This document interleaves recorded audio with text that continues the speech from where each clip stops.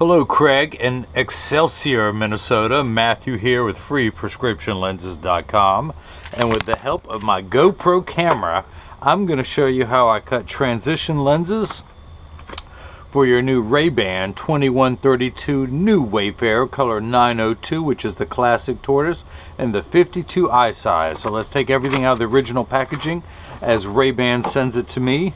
Your Italian leather RayBan case that makes this cool sound. Oh, not as loud as I thought it was going to be. Inside we have your cloth, which I just dropped. Hang on. Don't look at the mess I got down here. Don't look. I didn't know I was going to have company coming over. Your RayBan cleaning cloth and a little plastic sleeve on the left temples to protect the temples from rubbing together while it is being shipped from Italy. Of course, you're going to receive all the manufacturer's original packaging as I receive it. But your G15 lenses, your heavy glass G15 lenses, which I will take out and install bulletproof unbreakable lenses. So I'm going to put your frame into the tracing element of my edger, and you are never a number to me, Craig, except, well, this number. Okay, this number you are, but any other number you're not. So I now have a barcode. I'm going to scan that number into the computer, so years from now, if you ever need different lenses, I can pull this up and I can send the lenses right to your home. I'm going to hit the trace button, and this shape will be assigned to that number, 4605. So the stylus is coming up and it's going to go around and trace the shape of the right lens before doing the same thing for the left lens. Here at freeprescriptionlenses.com, where everyone loves a bargain and no one is disappointed in quality. You buy a genuine, authentic RayBan frame and you will receive one free pair of clear single vision prescription lenses or non-prescription fashion lenses. My receipts have my federal ID tax number, so if you have vision insurance or flex dollars, you will get reimbursed for this purchase. So let me come down here. I'm going to take your lenses, and they're both plus 125 lenses, so I know there is no right or left. I can't mess these up. Let me take them out of the original packets. There we go. Pull them out. It has a little plastic laminate to protect the lenses during shipping so that nothing rubs against the front of that. You will receive all of that too. But I'm going to put this into my Marco 101 lensometer. Let me zero it out. I'm going to put the power drum on plus 1 1/4. Put the lens in it until I find the optical center. You have no astigmatism, so I don't have to rotate it. There's a red dot on the center of that lens, and let's go ahead and mark this one your right lens. We're going to highlight the plus 125 power. Let's do the same thing for the left. Take the pen. This is the right lens. This is the left, and if you missed any of that, let me recap. Oh, it's a bad joke, but you'll be telling it tomorrow. So let me put an R on here. And let's take the left lens out, the non-right lens, out of the protective sleeve. Pull the little plastic laminate off the front. Place it into my dusty Marco 101 lensometer. Now would be a good time for you to see how dusty this is, because I'm too busy working to clean any of this equipment off.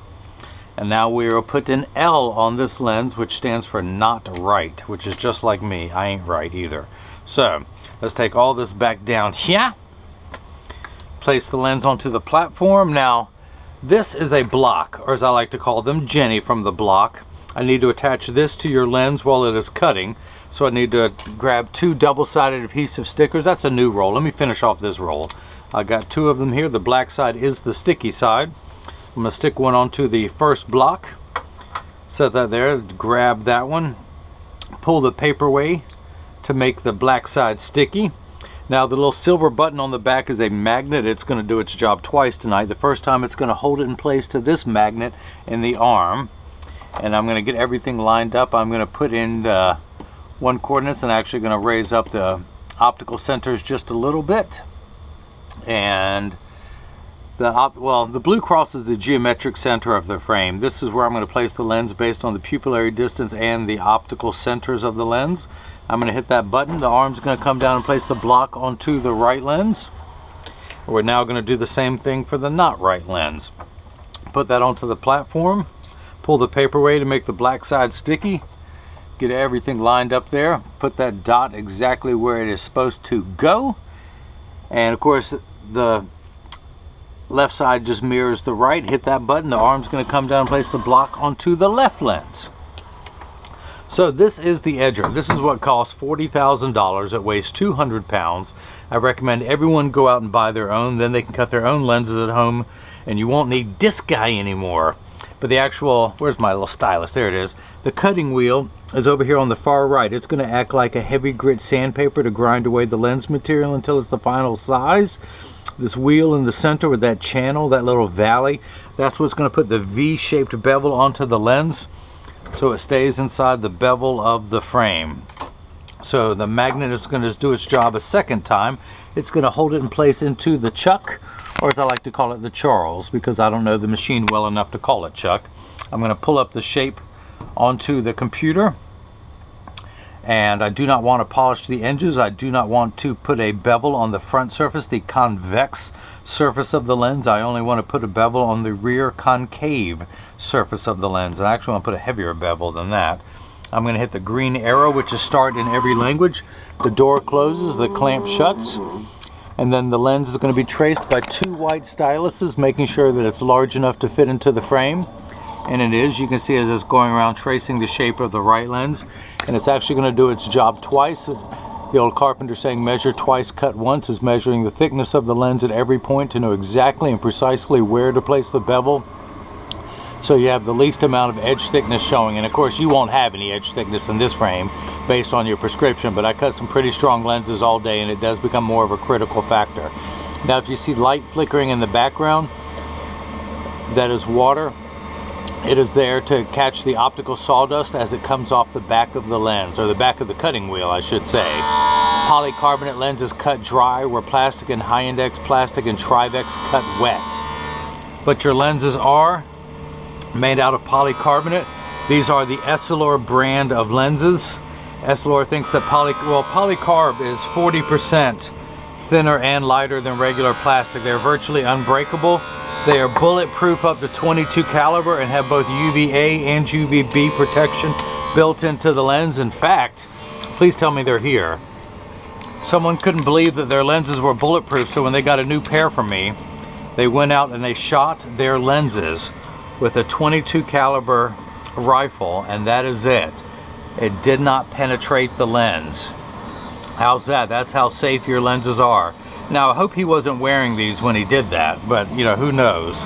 But Essilor calls their polycarbonate lenses airwear because they are light as air. They're also aspheric. Aspheric simply means not spherical. A spherical lens is completely round in every direction and gives you that ugly cosmetic fishbowl appearance. So not only are they thinner and lighter, but that front surface is much flatter to fit in today's flatter curvature frames to give you the best, highest quality cosmetic appearance possible. Now, when you buy glasses from people online, they charge you for a prescription, which is no bueno. Then if you want to upgrade to the thinner and lighter lenses, they charge you an upgrade fee for that, which is double no bueno. And then if you want the aspheric flatter curvature lenses, they charge you a third fee, which is triple no bueno. So you get that for free simply by buying the frame from me.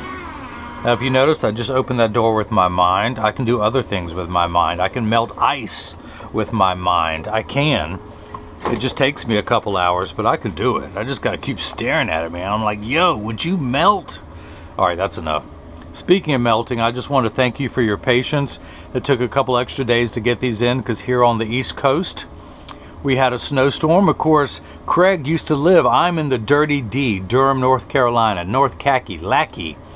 But Craig used to live next door in Cary, but he moved back to Minnesota, the land of the 1,000 lakes and land of the lots of snow. But we, believe it or not, got 4 inches of snow here. I know that sounds very disappointing. My wife's very disappointed that she only gets 4 inches of snow, but I digress. Okay, back to your lenses. If I had a nickel for every time someone asked me if they could have more than 4 inches, I could buy my own RayBans. Okay, so I'm going to tuck this in. That's why you moved to Minnesota, right? You can afford anything you want now. We're talking about snow, guys. Come on now. Okay, so I tuck the lens in at the outside corner, and using my thumbs, I push down at the nose. The lens snaps right in, and now we're going to cut the left lens. We're going to put that into the edger. Flip that over to L, hit the green start button. Just like before, the door closes, the clamp shuts.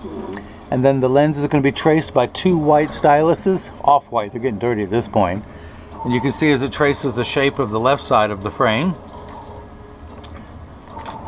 And measuring the thickness of the lens at every point to know exactly and precisely where to place the bevel so you have the least amount of edge thickness. Of course, you have no edge thickness whatsoever because of the thinner, lighter weight lenses. And I mentioned they were bulletproof. If you don't believe me, Craig, shoot your lenses. Actually, bulletproof up to 22 caliber. Don't go worse than that. So I'm going to come back down here to my Marco 101 lensometer. Let me straighten the place up. You know, there we go. Make the place look respectable. Put the lens in, check the power, and we're getting +1 1/4. Now the unit of measurement we use in the optical world is called a diopter, spelled D-I-O-P-T-E-R. It starts at 0 and goes up from there in quarter increments, 0.25, 0.50, 0.75, 1, 1 1/4. This is a plus lens, so you need 5 steps of magnification for your farsightedness. And that will help you see up close. You are farsighted. The farther away it is, the better for you. But as it gets closer, you need that extra magnification, and that's what these will do.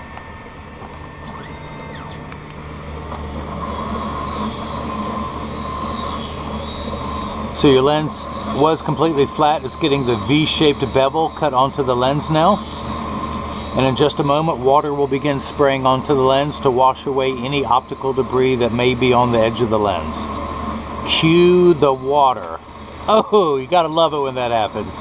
Timing is everything. Timing. Okay.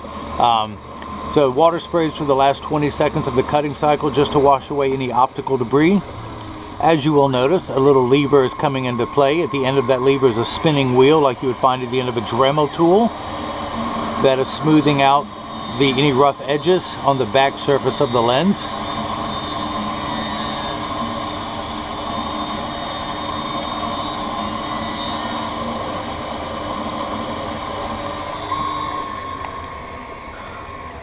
Okay, Craig, I think it's time to check the left lens. I want you to open the door with your mind this time.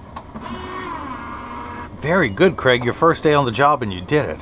Let me hit the button, take that out of the chuck. Thank you, Charles. Chucky baby, the chuckster. Take my thumb, run that around, make sure there's no optical debris left over on there. Dry that off a little more so it's not slippery. I've already dropped your cleaning cloth. Heaven forbid I should drop your lens. It's a good thing that's sealed in plastic. Don't worry, I'm going to give you one of my cleaning cloths too, as long as I don't drop that one. So I'm going to tuck the lens in at the outside corner. Using my thumbs, press down the nose. That snaps into play. Pull the sticker off. That is no longer needed. Let me come back down here to the lensometer. Verify the power. What do you know? +1 1/4. Couldn't have done that any better if I'd made this myself. So let me check one more thing. That looks good. That looks good. That looks good. Now, this is the point in every video that as I clean your lenses off, I mention that when you get these in the mail, and did I mention there's free shipping anywhere in the United States? But when you get these in the mail, there is a very small chance that these could fit too loose or too tight. However, there's an 80% chance that one side could sit higher than the other. That is because 80% of people have one ear that is higher than the other, and because of that, 99% of all optical shops will do free adjustments if you need them. So just stop by your local place and tell them if they're too loose or too tight, or if they're high on one side. It only takes about 30 seconds to a minute to adjust a pair of glasses. But I'm going to get these in standard alignment first, also known as a 3-point stance. The 3 points are 1, 2, the bottom of the frame being 3. I set them on the counter and I press down. There is no wobble. Ooh, let me turn that off. When I say wobble, I'm part of that 80%. When I take mine off, they wobble on the counter, but they sit level on me. For those of you keeping score at home, I'm still wearing the Versace 3199 in color 5118, which is the Royal Navy with a Havana bottom. Havana is just a fancy word for tortoise. Now, let me put mine back on so I can see what I'm doing, yo. Flip that over, press down, there is no wobble. I check to make sure that each temple overlaps perfectly, and they do, and they're not askew. Now, this is what your lenses look like clear. Now, also, let me clean these one last time. And of course, I am providing one of my own premium microfiber cleaning cloths that just happens to be in the same shape as your RayBan 2132 new Wayfarers, color 902. in the 52 eye size that I wore in many of my videos that I've done here. But I field test every cleaning cloth to make sure it works, because I don't want to send you a defective cloth. So this is what your lenses look like clear. I'm going to go ahead and activate them in my little transitions box here in the corner. Let me hit the button, get that in there just right. Now, as you will see, it takes about 30 to 45 seconds for transition lenses to darken. It takes about 45 seconds to a minute 15 for them to return back to virtually clear. Now, Craig, this is important. Pay attention. All transition lenses will get dark on day one. Give them 2 weeks of exposure to the sun, and they will continue to darken every day for the first 2 weeks that they're exposed. After that, they will work for years at maximum performance. The only time they won't work is if you're behind the windshield of a car. Your windshield has UV protection to prevent your upholstery from rotting or your dashboard from cracking from sitting in the sun, and that's why they won't turn dark in a car. Now, if you have a convertible or a motorcycle, they will darken, just not behind the windshield.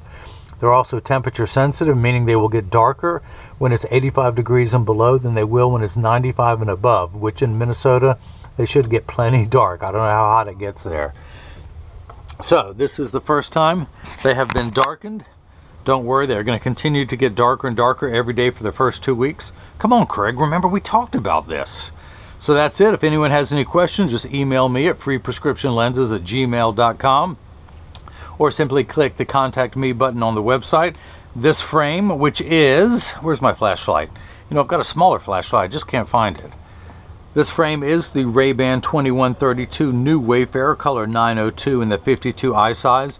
This color, the RayBans, this model sells anywhere from $130 to $150. This one happens to sell for $130. The transition lenses added $49 for a total of $179.99, and there is no tax on eyeglasses in North Carolina. So Craig in Excelsior, that's fun to say, Minnesota. I hope you enjoyed watching as I cut transition lenses for your RayBans. And hopefully everyone else out there has gotten the chance to see how I bring that love and feeling back to glasses. Thank you.